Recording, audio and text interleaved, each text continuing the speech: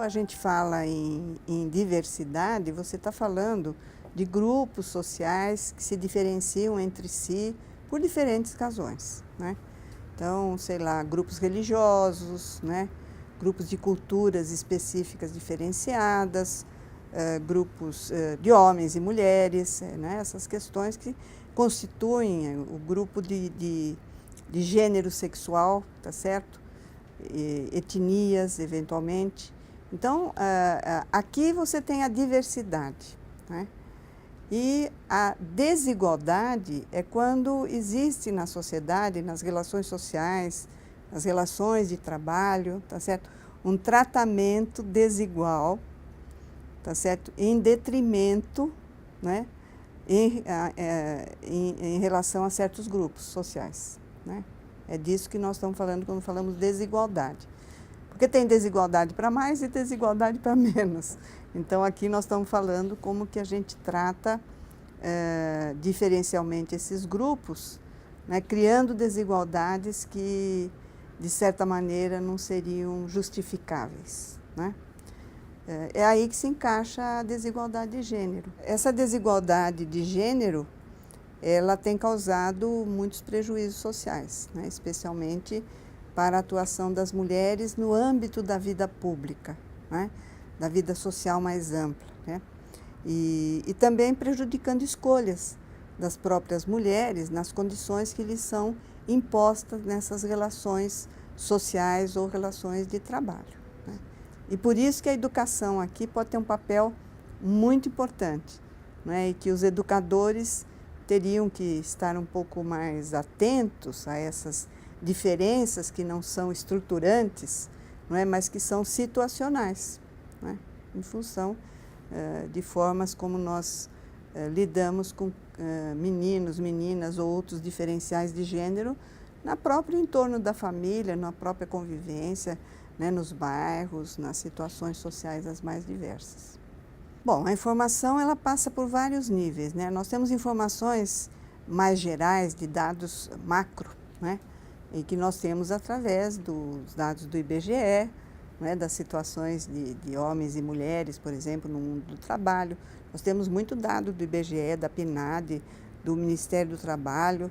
Nos estudos nós temos os dados do INEP, tá certo? Que nos permitem verificar a trajetória de meninos e meninas, né? E essa trajetória diferencial. Nós temos dados do SAEB, da Prova Brasil, que já nos permite, então, verificar onde que meninos e meninas têm melhor ou pior desempenho e como é que esse desempenho flui através do tempo, vamos dizer, de uma maneira longitudinal, porque a trajetória que é interessante a gente acompanhar, né? E nós temos fontes riquíssimas, né? De alguns estados e, sobretudo, nós temos os grupos de pesquisa sobre as questões de gênero, né, que nos permitem olhar com nuances, né, essas diferenças, porque aí as pesquisas elas podem descer a uma profundidade de análise que muitas vezes um dado marco apenas nos dá um indicador, indícios, né? E nós temos também um conjunto então de investigações que vão ao qualitativo, que vão a situações específicas, não é? Verificando toda essa desigualdade que vai se instaurando, né? E que acaba condicionando as escolhas, né? Dos meninos, das meninas, porque as escolhas não são assim, ó, eu resolvi que, tá certo? Elas têm um condicionante que é a cultura social, né? E o modo de socialização a que eles foram submetidos. Mas nós temos um hábito dos gestores que é de não se pautar em dados, não convocar grupos de pesquisadores que venham discutir comigo o que vocês sabem sobre esse assunto. Você é capaz de fazer tratamentos integrados de várias variáveis, tá certo? Criar um pequeno indicador inteligível, né? E colocar esse indicador como um significado socioeducacional, né? E pouca coisa, não muita coisa. Aquilo que seja um foco mais importante, né, em relação à questão que você está querendo tratar. Não, ele sabe que para planejar ele precisa ter uma base objetiva, tá certo? Uma base objetiva de informações e de interpretações que lhe permitam fazer um planejamento consistente. Há coisas que são simples, por exemplo, como é que os meninos tratam as meninas na sala de aula?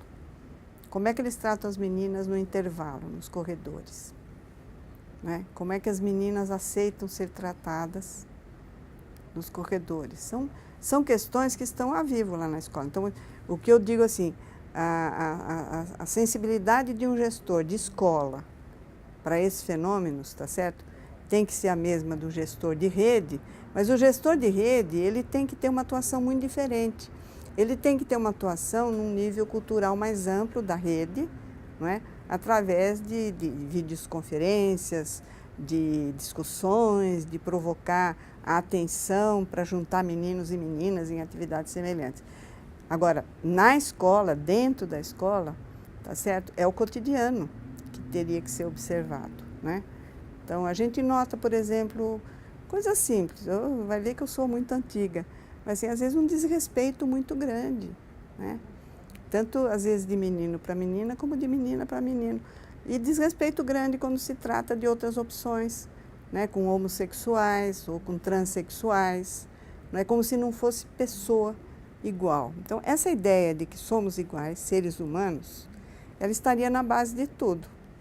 Só que se você ficar nesse conceito abstrato, né, fica meio como um dogma religioso. Tem que ser colocado de uma outra maneira.